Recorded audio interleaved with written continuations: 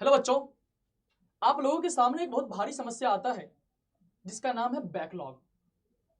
ये एक समस्या, एक ऐसा समस्या है जिसको बच्चों ने ना बहुत बड़ा सा चीज बना दिया है, बहुत हाइप क्रिएट कर दिया गया है, बहुत हाइप क्रिएट कर दिया गया है। लेकिन मैं आपको बता दूं, ये बैकलॉग जो है ना एक यूनिवर्सल ट्रूथ है।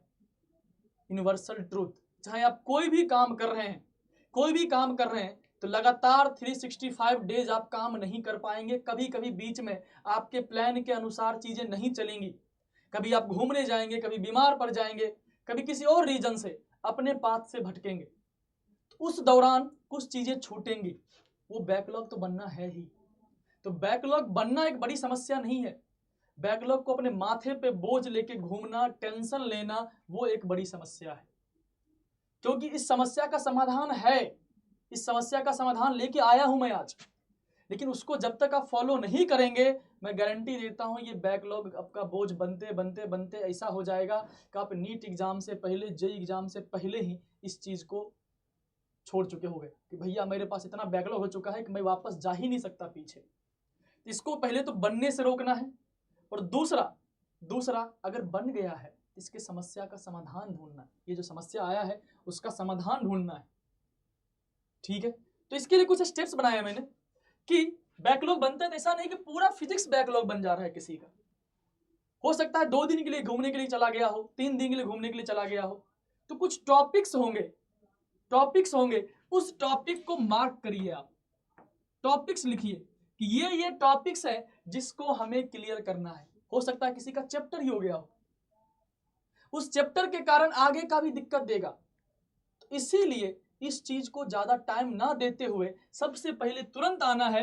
बैकलॉग दिख गया, अगर आप इसको स्टार्ट कर रहे हैं बैकलॉग को, तो इस बात का ध्यान रखिए पहले टॉपिक बनाए और इसको जल्दी से जल्दी क्लियर करना है। तो पहले टॉपिक बनाया, फिर इस टॉपिक में भी प्रायोरिटीज सेट करिए कि नीट एग्जाम के लिए या अगले चैप्टर के लिए अभी तत्काल मुझे किस चैप्टर की सबसे ज्यादा जरूरत है, किस टॉपिक की सबसे ज्यादा जरूरत है, उसको प्रायोरिटीज दीजिए।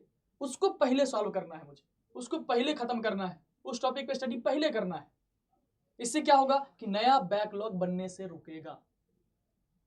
तो लिस्ट बनाया, उसमें मार्क किया कि इस टॉपिक को हम पहले करेंगे। उसके बाद क्या है अगला स्टेप हमारा? अगला स्टेप है एक बढ़िया सा स्टडी प्लान क्रिएट करिए। क्यों?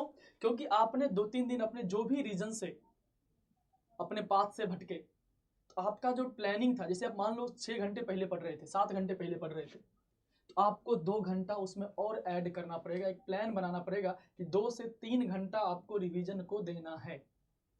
आपका जो नेचुरल फ्लो था उसको डिस्टर्ब किए बिना इस चीज को सॉल्व करना पड़ेगा, नहीं तो ये बैकलॉग बनता ही चला जाएगा। जो करंट है उसको डिस्टर्ब नहीं करना है। अगर उसको डिस्टर्ब कर दिया तो बैकलॉग एक नया क्रिएट होगा।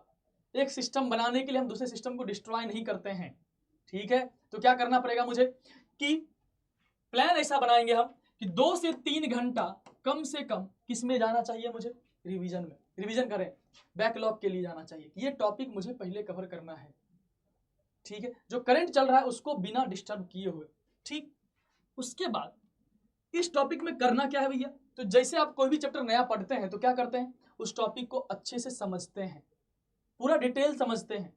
तो बैकलॉग वाले को भी ऐसे ही इज्जत देना है। उसको इस तरह से ट्रीट नहीं करिए कि भैया तुम तो छूट गए थे, अधूरे बच्चे हो तुम, नहीं। वो भी पूरा का पूरा अटेंशन मांगता है। तो एक एक टॉपिक को, एक एक चैप्टर को अच्छे से पढ़ना पड़ेगा। चाहे वो बैकलॉग में पढ़ रहे हैं आप, चाहे आप करंट में पढ़ रहे हैं, उसको फुल डिटेल में पढ़ना पड़ेगा। तो एक एक अंडरस्टैंड करना पड़ेगा, एक एक टॉपिक को अंडरस्टैंड करना पड़ेगा। किसके हेल्प से भैया? नोट्स के हेल्प से। किसी का नोट्स ले लिया, लेक्चर एक बार जरूर देख लें आप। बिना लेक्चर देखे कोई भी चैप्टर कंप्लीट नहीं होता है, कोई भी चैप्टर। एक बार क्लासरूम लेक्चर जरूर देखिए, बैकलॉग बनने के बाद भी ऑनलाइन अवेलेबल है कई चीजें, तो उससे देखो, ठीक है। लेकिन उस चीज को पूरा का पूरा अटेंशन देना पड़ेगा जैसे आप किसी भी चैप्टर को पढ़ते हैं, ठीक। उसके बाद इस चीज पे प्रैक्टिस भी करना पड़ेगा, प्रैक्टिस भी करना पड़ेगा। प्रैक्टिस कैसे करना है भैया? डीपीपी जो आपके पास अवेलेबल हो, कोई बुक अवेलेबल हो, पीवाईक्यू बना लिया हमने, तो ये सब चीजें हैं जिसके थ्रू आपको प्रैक्टिस करना है। लेकिन ये सब पे आने से पहले आपको यही पता नहीं चलेगा क्वेश्चन सॉल्व कैसे करना है, क्योंकि आपने क्लास में मिस किया है, खुद से पढ़ा है, उतना अटेंशन नहीं रहा है। तो इसीलिए इस वाले टॉपिक में जो बैकलॉग लग चुका है उसका सॉल्व एग्जाम्पल बहुत ज्यादा इंपॉर्टेंट हो जाता है। इसके थ्रू आपको समझ में आएगा कि जो टॉपिक आपने पढ़ा है उसको प्रैक्टिस में, मतलब उसको क्वेश्चन में कैसे अप्लाई किया जाए। आ रही है बात समझ में? ये सब हो जाए उसके बाद हम इस पे आएंगे।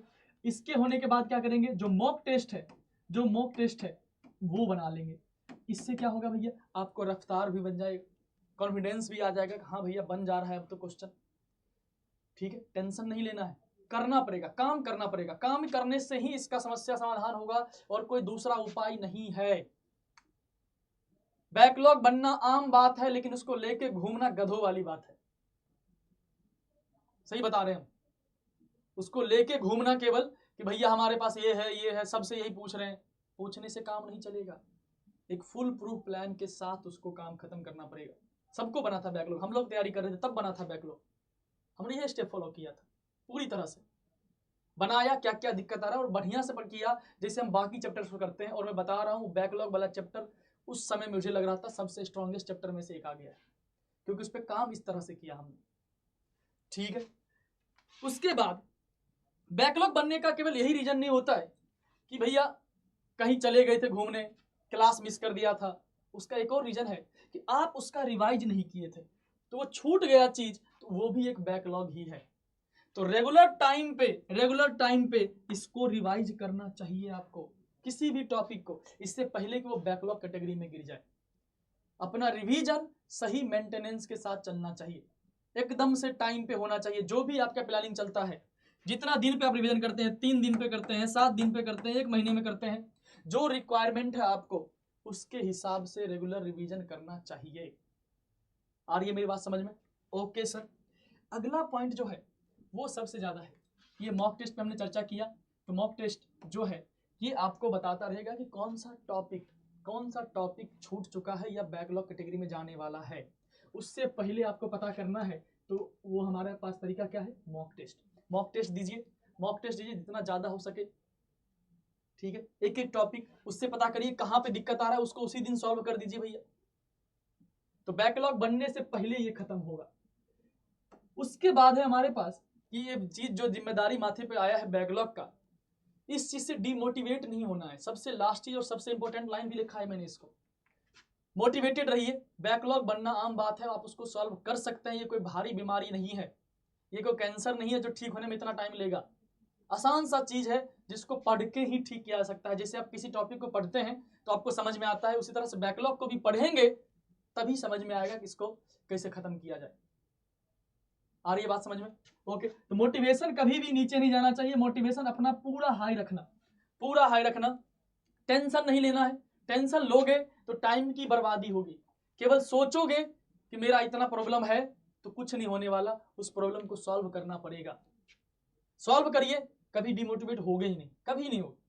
अगर समस्या आ रही है उसको कोई सॉल्व कर दे रहा है तो कभी डिमोटिवेशन आ ही नहीं सकता है। डिमोटिवेट वो होता है जिसके पास केवल समस्या का दिमाग में है और कुछ नहीं जानता है वो करना क्या है। जानता भी है करना क्या है तो कर नहीं रहा है, तब जाके आदमी डिमोटिवेट होता है। नहीं तो अगर काम कर ही देगा तो काहे का डिमोटिवेशन भैया। इसीलिए मोटिवेशन अगर पूरा है तो हम कोई भी चीज अचीव कर सकते हैं। इस चीज को डाउन होने नहीं देना है। सबसे लास्ट में बोलूंगा कि बैकलॉग क्रिएट होने का रीजन क्या होता है। जो बड़ा सा बैकलॉग बनता है वो है कि कोई भी चीज करने गए, आप पाथ से भटके थे, घूमने गए थे, पार्टी में गए थे, बर्थडे मना रहे थे या थोड़ी दिन के लिए डिस्ट्रैक्ट हो गए थे, उसमें अगर तुम पाथ अपना, देखो सब लोग होता है, अगर कोई यहां से चलना शुरू किया नहीं, यहां तक जाना है तो कोई ये सीधा रास्ता नहीं पकड़ता है, कोई नहीं जाता इस सीधे रास्ते पे। लेकिन अगर कोई ऐसे गया ना तो फिर तो वो पहुंच ही नहीं पाएगा। डेट के बाद पहुंचेगा वो, 4 साल 5 साल में उसको नीट क्लियर होगा। लेकिन कोई अगर इस तरह से चल रहा है ना, अप डाउन से चल रहा है, वो आसानी से और अच्छे से अचीव कर सकता है जो वो अचीव करना चाहता है। क्या पाथ से भटकेंगे लेकिन ज्यादा दिन तक नहीं भटकेंगे, तुरंत अपने पाथ पे आएंगे, बैकलॉग उतना ज्यादा नहीं आएगा। तो पहले तो बैकलॉग बनने से रोकिए। अगर बन गया है किसी भी रीजन से तो वापस से इसी मेथड को फॉलो करिए। मेरी बात समझ में आ रही है? बहुत बहुत धन्यवाद।